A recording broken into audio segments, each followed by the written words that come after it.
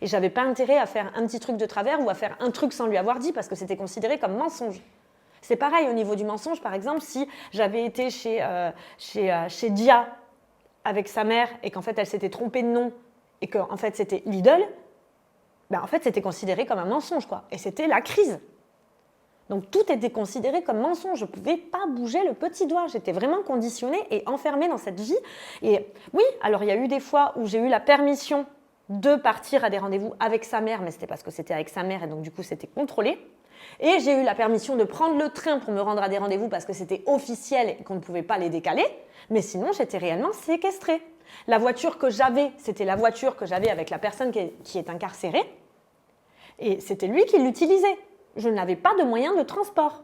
Sa voiture était au milieu du jardin en panne parce qu'il l'avait cabossé, il avait eu X et X accidents. Et au final, on n'avait qu'un moyen de transport. Est-ce que tu as toujours eu conscience de cette situation pendant que tu la vivais? En fait, très rapidement, je me suis rendu compte de la situation parce que, en fait, à partir du moment où j'ai été chez lui, il a changé de comportement.